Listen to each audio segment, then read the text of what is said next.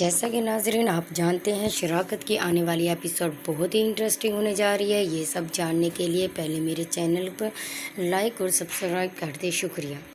کیا رمیز اپنی ماں کے کہنے پہ زارا کو دے دے گا طلاق، یا پھر وہ اپنی ماں اور ماہم کا ساتھ دے گا، یا پھر وہ زارا کا ساتھ دے گا؟ دوسری طرف زارون ماہم کی وجہ سے بہت پریشان ہوتا ہے۔ وہ کہتا ہے اس ماہم نے تو مجھے پریشان کر دیا، اس کی وجہ سے میرا ہر رشتہ خراب ہو رہا ہے، اس کا تو ابھی میں کوئی علاج کرتا ہوں۔ وہ غصے سے ماہم کے پاس جاتا ہے اور ماہم سے کہتا ہے کہ ماہم تم نے زارا سے کیوں ایسی بکواس کی ہے، اور تم کیا چاہتی ہو کہ میں تمہیں فارغ کر کے گھر سے نکال دوں؟ زارون بہت غصے میں ہوتا ہے، وہ کسی کی کوئی بات نہیں سنتا۔ زارون کی ماں کہتی ہے کہ اس کی وجہ سے تمہارا گھر خراب ہو جائے گا۔ اس نے کہا وہ گھر ہی خراب ہی کیا ہوتا ہے جو برباد پہلے ہی ہے۔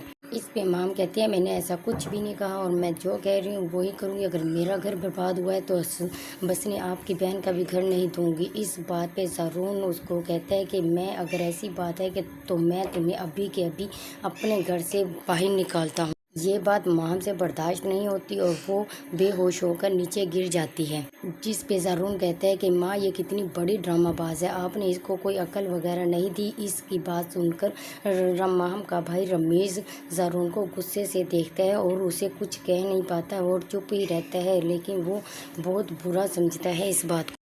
سب لوگ اسے ماہم کو لے کر ہاسپٹل جاتے ہیں اور ماہم کی ماں بھی وہاں پر آ جاتی ہے، اور ماہم کی ماں زارا کو کہتی ہے کہ اگر میری بیٹی کو کچھ بھی ہوا تو بس نے میں تمہارا گھر بھی نہیں دوں گا، تمہیں میں اپنے بیٹے رمیز سے طلاق دلوا کے تمہاری ماں کے گھر بٹھا دوں گی، اور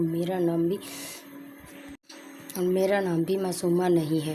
زارا بیچاری یہ سب باتیں سن کر چپ رہتی ہے اور کوئی جواب نہیں دیتی۔ پیچھے سے زارون اور اس کی ماں آ جاتی ہے۔ وہ معصومہ سے کہتے ہیں کہ جو معاملہ ہے میرے ساتھ کرے، جو بھی مسئلہ ہے، آپ زارا کو بیچ میں کیوں لے کر آ رہی ہیں؟ وہ کہتی ہے کہ زارا بھی تو تمہاری بہن ہے، جیسے تم نے میری بیٹی کا دل دکھایا ہے، اسی طرح میں تمہاری بیٹی کو بھی تمہارے گھر ہی بٹھاؤں گی۔